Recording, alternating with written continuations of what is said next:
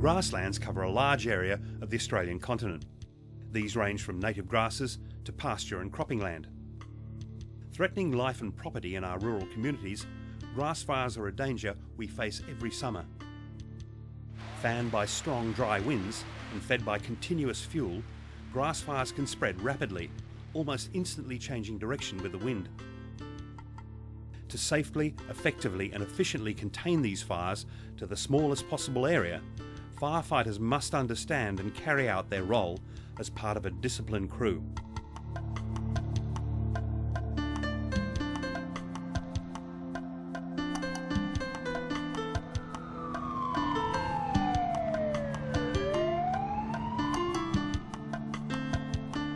Crews turning out to any fire must wear approved personal protective clothing appropriate to the task. This will include overalls or trousers and coat, helmet and boots. In addition, goggles, gloves and dust masks should be carried and worn as necessary to prevent injury and ease the effects of the smoke, heat, dust and burning embers you may encounter. For your health and comfort when working in hot conditions, you should wear the recommended minimum clothing underneath personal protective clothing. Ensure that it is loose-fitting and made of natural fibres. Heat and hard work can bring on dehydration. To avoid this, you should commence your fluid intake prior to starting work and continue to drink water, alternated with electrolyte replacement drinks, during your shift. When responding to the fire, seatbelts must be worn and helmets safely stowed or held.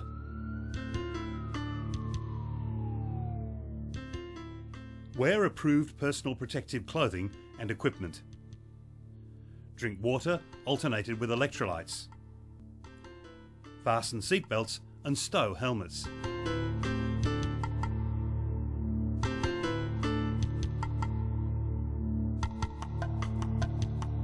The first crew leader or officer to arrive at the fire will initially act as the incident controller and establish a control point from where the firefight will be coordinated. The incident controller will size up the fire and provide a situation report to the radio control station. Come on you guys, we're doing the briefing. Let's go. Incoming crews will be briefed so that they know their task, the radio channel to be used, the method of attack and any fireground safety issues. As the incident grows in size and more tankers are needed, the control point may become the operations point. As strike teams arrive from the staging area, they will be checked in and briefed using the SMEAX format prior to their deployment to the fire front. Take your strike team down, tag onto the back of Clonbinane and Wandong on the eastern flank. I have another strike team coming in, which I'll put onto the western flank.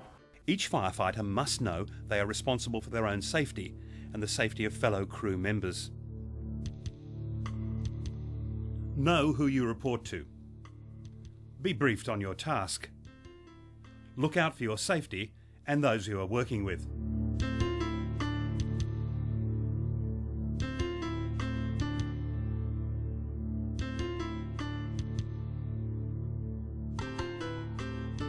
How a grass fire is attacked will depend on the combined effects of fuel, weather and topography.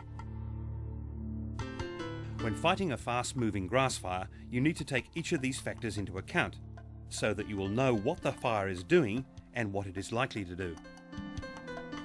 The strategy and tactics chosen to attack the fire will depend on its rate of spread, flame height, fire intensity, current and expected weather conditions, access to the fire, and available firefighting resources. Methods used to attack a grass fire may include direct attack, parallel attack, or indirect attack.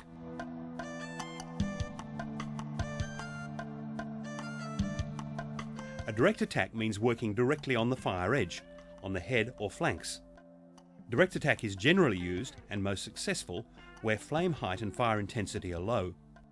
Two forms of direct attack include a head attack, which involves attacking the fire directly at the head and continuing to knock down the flanks by working towards the point of origin.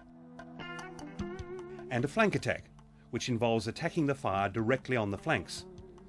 This may be carried out by working from the point of origin towards the head of the fire with the aim of pinching it in. When carrying out a direct attack, take particular care when working along fingers, as these may quickly join up. Watch out for any spotting activity, as you may become trapped between the main fire and the spot fire. You must always know the part of a fire you're working on, and be constantly on the lookout for any change in wind direction, as this can quickly turn a flank fire into a head fire and threaten your safety. The parallel attack method is used for low and moderate intensity fires. Generally, a mineral earth control line is constructed parallel to the fire as close as possible to the fire edge. A broad range of equipment may be used to do this, including graders, bulldozers, disc ploughs or other earth-moving machinery. When the control line is completed, fuel between the main fire and the control line may be burnt out under close supervision. This usually occurs on a flank, working from the point of origin using the blacked out edge as your anchor point. Control line construction must stay ahead of any burning out activities. You must understand that the further you work away from the fire edge, the greater the personal risk if the fire changes direction or fire intensity increases. The indirect attack method requires working from a control line. This will be located some distance from the fire perimeter and may be constructed using machinery, or it may include a natural feature like a river, creek or washaway. Backburning may then be used to burn out fuel between the control line and the approaching fire front. Backburning is potentially hazardous and needs experience, knowledge and skill to achieve a successful outcome. Backburning will only be carried out when authorised by the incident controller and supervised up and down the chain of command as appropriate. Grass fire attack methods depend on the combined effects of fuel, weather, topography, firefighter safety, rate of spread, flame height, fire intensity, access to the fire, and available resources. An anchor point is defined as an advantageous location from which a fire line can be constructed. It is used to minimise the possibility of being outflanked by a fire while the line is being constructed. An anchor point may be an existing road or track. Alternatively, the burnt ground can provide an immediate anchor point as crews progress along the blacked out fire edge. Know your anchor points and have 2 escape routes.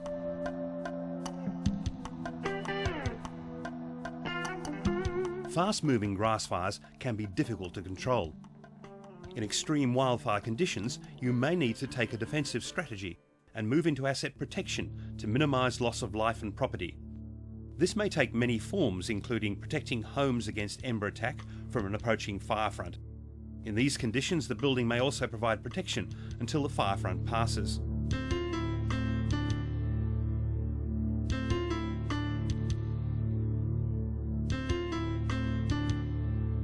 A line of tankers working together provides an efficient means of suppressing long fire edges, provided they work as a team.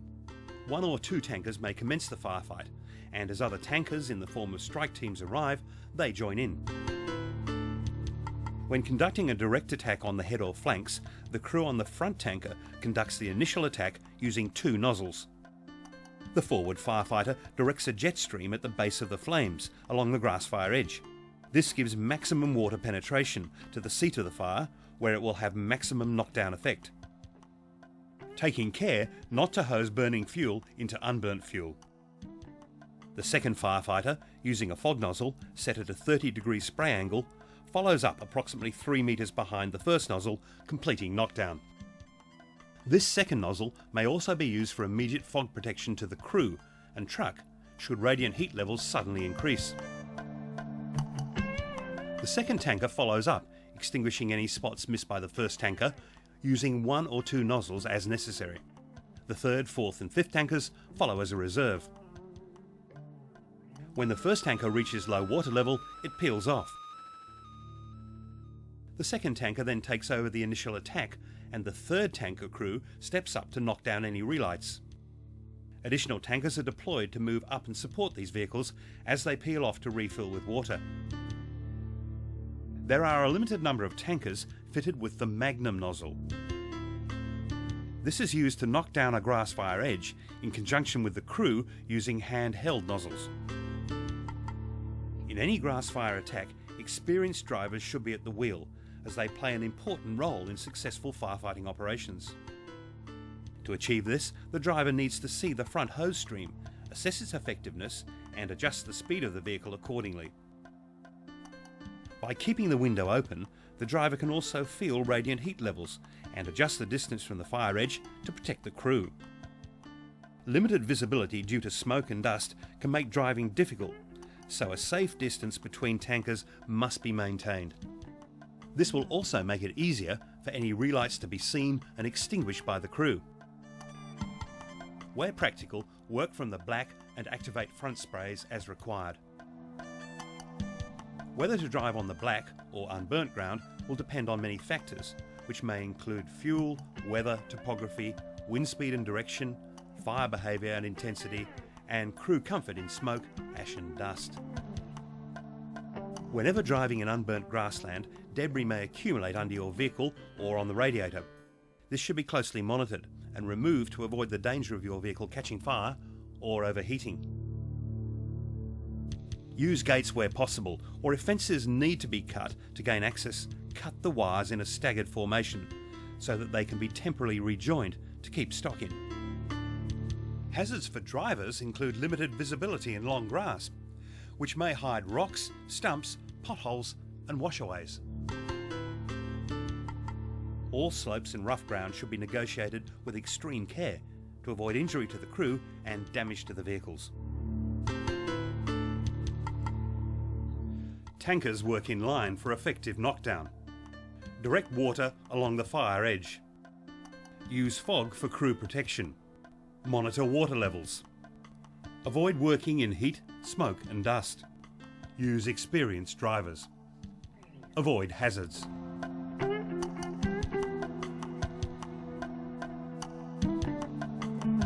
Roadside reserves in heavily timbered areas pose additional risks to your safety. In these areas, you may need to work on the ground away from tankers using hose lays or hand tools to obtain best results. Fuel loads on roadsides are often higher than adjoining grasslands, and fire behaviour can change dramatically with increasing radiant heat levels. Trees may also be set alight, creating additional hazards through spotting activity and falling limbs. These can continue to fall for many days after the fire has passed. Look up and maintain a close watch on burning or falling trees and limbs. Trees threaten your safety. Watch out for falling limbs, spotting activity, increased radiant heat, increased smoke. Stay well clear and upslope of dangerous trees. Water is an important tool when used for attacking grass fires, and it must be used effectively and efficiently. To maintain a successful grass fire attack with tankers, an adequate supply of water needs to be accessed within a short turnaround time. Dams, tanks, channels and natural watercourses can provide a ready source of water. If quick fill pumps are set up at these points, they need to be clearly identified. Use water effectively and efficiently. Identify water points.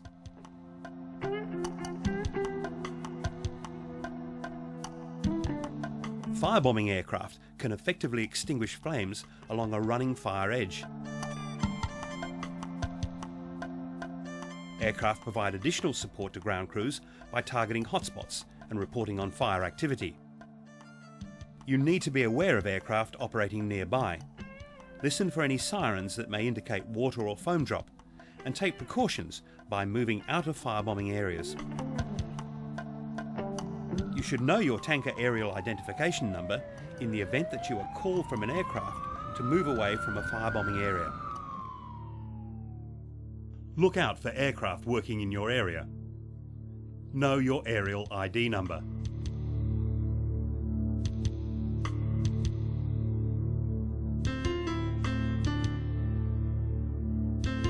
The use of Class A foam can improve the effectiveness of water. You need to understand when, where and how to use it, and what proportioning rates are used to produce the best results for variations in fuel type, quantity, size and arrangement. Class A foam solution provides for quick wetting of grass fields to attack and knock down flames along a fire edge. Conventional jet spray or fog nozzle should be used for foam solution application using the same techniques as for water during knockdown operations. For all applications using solution, it is proportioned at between 0.1% and 0.2%. Where timbered areas need to be protected, a foam blanket can be applied by a foam-making branch pipe at a higher concentration of approximately 0.3%. This aerated foam solution makes white bubbly foam that sticks to vertical surfaces like trees and other vegetation. Water that drains from the foam is absorbed into A-class fuels, making them too wet to burn. A simple rule when using aerated Class A foam is wetter is better. Class A foam is also effective for mopping up to penetrate and cool smouldering fuels such as cowpats, tussocks, stumps and logs. Foam application can make for slippery conditions on the ground, so you need to take care to avoid falls. Class A foam must not be used near waterways or dams. Restrictions also apply on organic farms and water catchment areas. Class A foam improves the effectiveness of water. Solution is applied by conventional nozzles. As foam, wetter is better. Minimise environmental impact. Manage human health and safety. Users to be competently trained.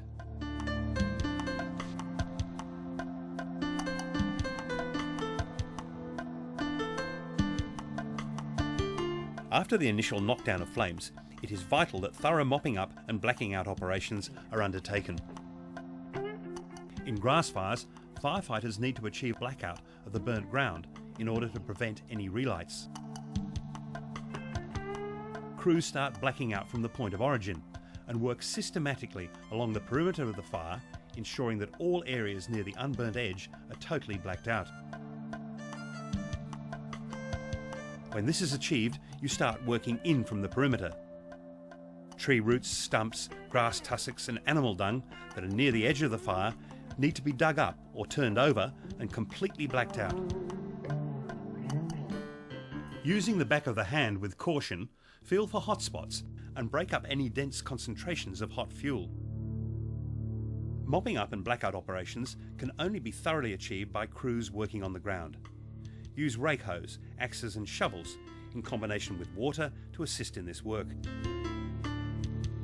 In grass fires, where potential relights may occur, a mineral earth control line may be constructed around the fire using heavy machinery. Remember, any relights can undo a lot of good work. Crews will need to continue patrolling the fire until it is declared safe. Work from an anchor point. Work in from the outer edge. Use hand tools to assist breakup of hot fuel. Best results working from the ground. May require mineral earth control line.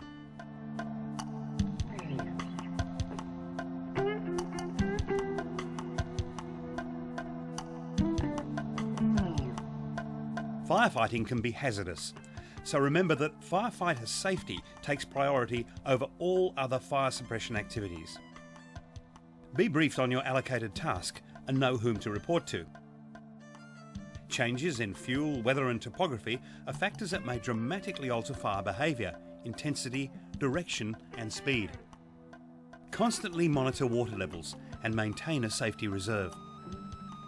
If conditions deteriorate or become unsafe, you should use planned escape routes. Work from an anchor point. Working under or around treed areas increases the risks to your safety. Take care when working near heavy equipment and farm machinery, as you may not be seen or heard by an operator. Work within the communications plan to ensure clear communications up and down the chain of command and with each other. Report any issues affecting or threatening safety to your supervisor. Although grass fires may be fast-moving and rapidly change direction, the principles outlined in this video will allow you to operate safely, effectively and efficiently on the fireground.